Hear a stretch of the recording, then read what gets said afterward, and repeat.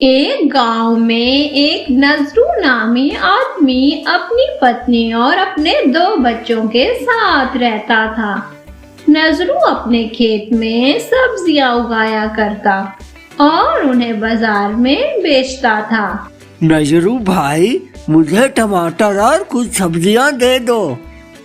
नजरू भाई, मुझे भी ताजी सब्जी देना। आपकी सब्जी तो बहुत ही मजे की होती है।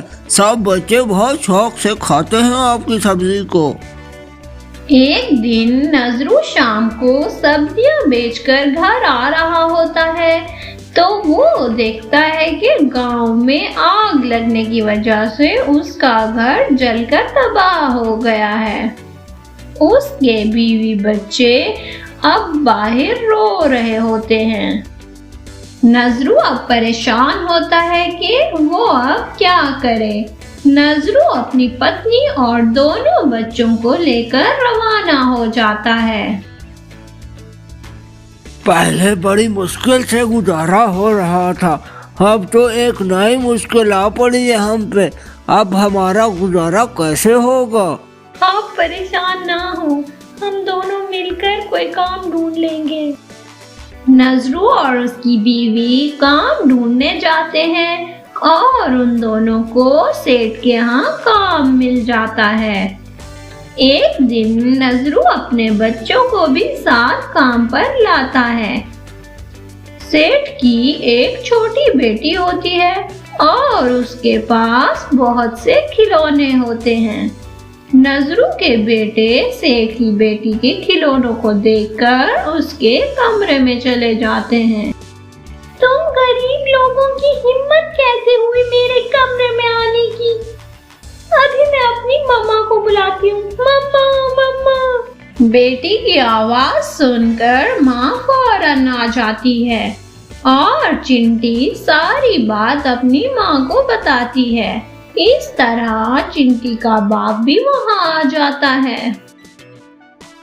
अरे गरीबो, तुमने अपने बच्चों को कोई तमीज नहीं सिखाई। बड़े बदतमीज हैं तुम्हारे बच्चे। अब ये मुझे नजर नहीं आने चाहिए दोबारा यहाँ।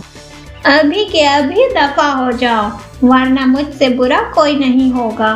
फौरन से पहले निकलो हमारे घर से, वरना तुम्हें धक्के देकर निकलवाऊंगी मैं यहाँ से। नजरू सेठ और उसकी पत्नी से माफी मांगता है, लेकिन वो नजरू पर और गुस्सा होते हैं।